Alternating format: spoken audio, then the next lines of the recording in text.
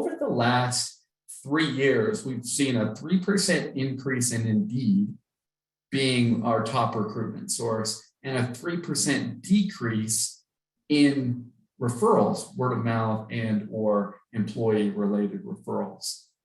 So we're relying more and more on recruitment sites and less with inside our own agencies.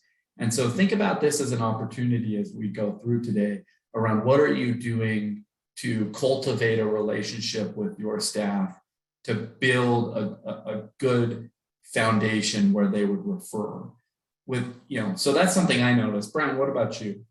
Yeah, I also noticed, I think the increase in Indeed, once again, is showing up as something that's critical for being the number one recruitment source. But one other thing that I did notice that I thought was interesting is this: if you look down kind of in the middle here, there's the employee reactivation of previously employed caregivers. The fact that caregivers are coming back after COVID is actually a trend that I would see would increase. And it's kind of nice that we're seeing those coming back to those agencies again. Yeah, I think that's huge. And many of you, if you're not, and I've heard this in a lot of the successful channels in the space around building a bench and building a database with your own caregivers that you can recruit from, knowing that things come up.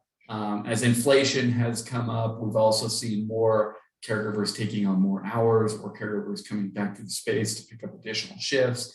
So consider this as part of an opportunity to successfully recruit back caregivers with inside your pool of previous employment. One thing I also thought was interesting was the decrease in social media. That's a pretty big dip year over year when you talk about a 4.4% decrease with this much going on in the industry. So something to note as an opportunity also is as some channels get noisy, knowing that everybody is out on Indeed, what does your social channel look like, along with what does your reactivation of previous employees look like? And that's what really brings us to the next understanding, why I highlighted referrals and social media was because of the turnover that is associated with it. So if you're using Indeed as your primary recruitment source and you're getting 10 caregivers from that, every month, every week, whatever it may look like for you, 84% of that is going to turn over. So 8.5 of your recruitment effort is going to turn over.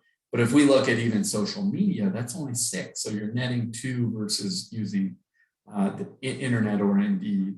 And then once again, employees current and past, along with referral sources, have the lowest turnover. So a lot of opportunity to look at not just, so if we go back one more slide and we go, okay, here's what we're primarily using as our recruitment source. And you go through and you itemize this with inside the report, and then you apply the turnover rates. That's a big impact because your recruiter is constantly on this hamster wheel of having to restaff cases because of the turnover that these medians promote. So really big opportunity here. Along with this is the costs associated with recruitment. Now, current employees are the most expensive place to attract caregivers, but they also only turn over at 31%. So we can justify the cost because of the low recruitment, right? And at the same time, you've got Indeed, which is the highest turnover and the second highest cost. This is once again an opportunity to optimize with inside this specific network. So going back and forth, takeaway from this is to look at your data.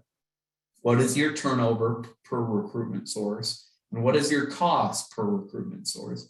And then focus on those channels. Social media looks like a very good opportunity this year, as only 4.4% of agencies, or it had a decrease of 4.4% year over year, but the acquisition cost is only $363. And the turnover is relatively right at the median for the whole industry.